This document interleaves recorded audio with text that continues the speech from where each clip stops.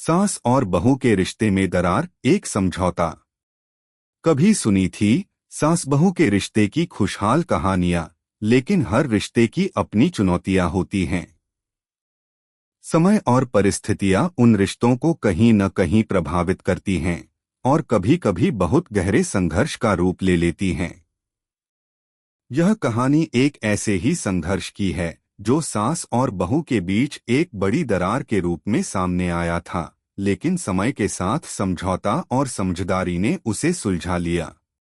अगर आप अपनी माँ से प्यार करते हो और उनको हमेशा खुश देखना चाहते हो तो चैनल को सब्सक्राइब करो, लाइक करो, जय माता दी कमेंट करो। बहुत ही जल्द आपको खुशखबरी मिलेगी। प्लीज वीडियो को लास्ट तक जरूर देखें। अब आगे सुने। प्रस्तावना। यह कहानी सास रमा देवी और उनकी बहू रेखा की है। रमा देवी एक ठहरी हुई पारंपरिक महिला हैं। उनके लिए घर, परिवार और रीति रिवाज सब कुछ थे। वे हमेशा से अपनी बहू को अपनी बेटी की तरह ही प्यार करती आई थीं। हालांकि समय के साथ रेखा और रमा देवी के रिश्ते में कुछ दूरी आ गई थी। रेखा, जो एक आधुनिक सोच वाली लड़की थी, अक्सर अपनी सास के पारंपरिक तरीके को लेकर नाखुश रहती थी और यही वह कारण था जिसने उनके रिश्ते में दरार डाल दी। एक दिन की बात, सर्दियों का मौसम था। रेखा और रमा देवी सुबह के समय चाय पीते हुए बात कर रही थीं। रेखा ने देखा कि रमा देवी अपने दिन की शुरुआत वही पुरानी दिनचर्या से कर रही हैं। सब कुछ बहुत व्यवस्थित और पारंपरिक था। चाय के कप से एक सांस लेते हुए रेखा ने कहा, माँ, आप क्यों नहीं कुछ बदलती? ये सब पुराने तरीके कब तक चलेंगे? रमा देवी की आंखों में एक चमक आई और उन्होंने कहा, बेटी, ये हमारी परंपराएं हैं। इन्हें निभाना जरूरी है।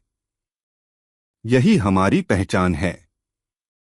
रेखा ने थोड़ी चिढ़कर कहा, लेकिन मैं ये नहीं समझ पाती, क्यों हमें हर चीज में इतना कठिन होना पड़ता है? हमें भी कुछ आजादी मिलनी चाहिए। सास और बहू के बीच यह संवाद धीरे धीरे बढ़ता गया और दोनों के बीच तनाव की स्थिति बन गई। रेखा की आंखों में गुस्सा था और रमा देवी की आंखों में दुख। उनका विश्वास था कि पारंपरिकता से ही सब कुछ ठीक रहेगा, जबकि रेखा का मानना था कि बदलाव आवश्यक है। दरार का आरंभ। यह संवाद केवल एक शुरुआत थी। इसके बाद रेखा और रमा देवी के बीच छोटी छोटी बातें ही अब बड़ी झड़पों का रूप लेने लगीं। एक दिन रेखा ने रमा देवी से कहा, आपके नियमों और पारंपरिकता ने मेरे जीवन को बिल्कुल बंधन में बांध रखा है। क्या ये नहीं हो सकता कि हम थोड़ा आराम से जी सकें? रमा देवी के दिल को यह बात चुभ गई। उनका मानना था कि उनका रास्ता सही था और रेखा को कभी भी इसका एहसास नहीं हुआ था। इस विवाद के बाद रमा देवी ने अपनी बहू से बात करना बंद कर दिया। वह शांत हो गईं, लेकिन उनके दिल में गहरी चोट थी। रेखा ने भी खुद को अलग-थलग महसूस किया और घर में अपनी सास के व्यवहार से परेशान रहने लगी। दरार का गहरा होना।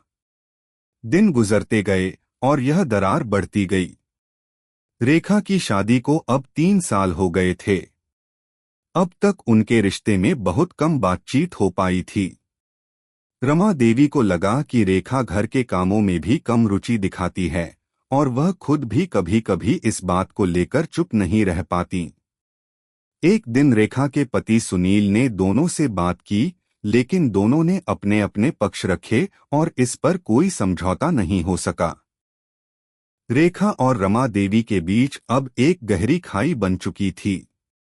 एक दिन रेखा ने घर में अपने पति से कहा, मुझे लगता है कि मैं यहाँ किसी और के घर में नहीं, बल्कि अपनी सास के दमन में जी रही हूँ। मुझे यहाँ आजादी नहीं मिल रही है। सुनील के लिए यह स्थिति बेहद कठिन हो गई। वह अपनी पत्नी और मां के बीच का संतुलन साधने की कोशिश करते, लेकिन वह दोनों की असहमति से बहुत प्रभावित हो चुके थे। समझौते का समय। एक दिन रमा देवी ने मन में ठान लिया कि अब वह अपनी बहू से बात करेंगी। हालांकि उनके दिल में बहुत दर्द था, लेकिन उन्होंने सोचा कि अगर वह कुछ नहीं करती तो यह दरार कभी नहीं भर पाएगी। रमा देवी ने रेखा को एक चाय का प्याला भेजा और फिर खुद उससे बात करने का फैसला किया। रेखा जब चाय लेकर आई तो रमा देवी ने धीमे से कहा, बेटी, मुझे पता है कि हम दोनों के बीच बहुत कुछ ठीक नहीं हो पाया, लेकिन क्या तुम नहीं चाहोगी कि हम अपने रिश्ते को सुधारें?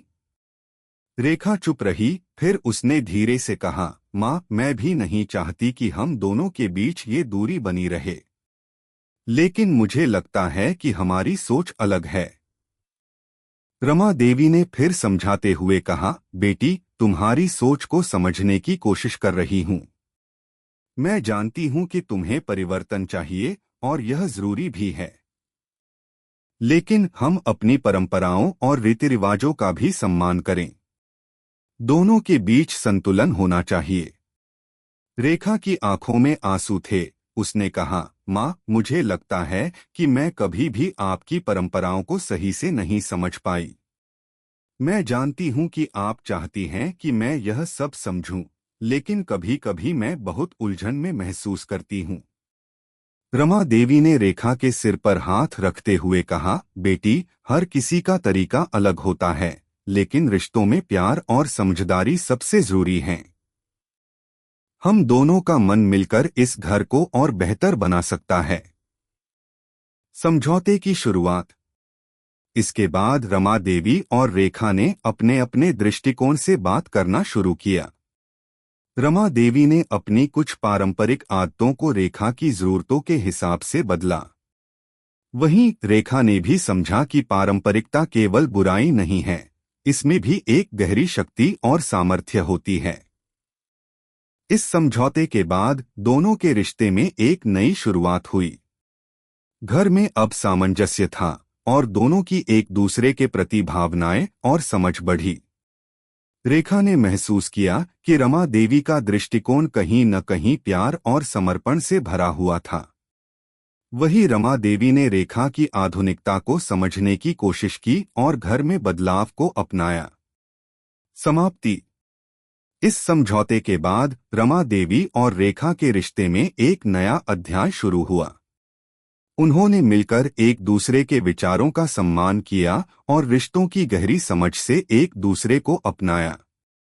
दरार खत्म हो गई और दोनों के बीच एक सुंदर सामंजस्य स्थापित हो गया। यह कहानी इस बात का प्रतीक है कि रिश्ते कभी कभी मुश्किल होते हैं, लेकिन अगर हम एक दूसरे को समझने की कोशिश करें तो हम हर दरार को भर सकते हैं। कैसी लगी आपको कहानी? प्लीज कमेंट करो, लाइक करो, सब्सक्राइब करो। धन्यवाद।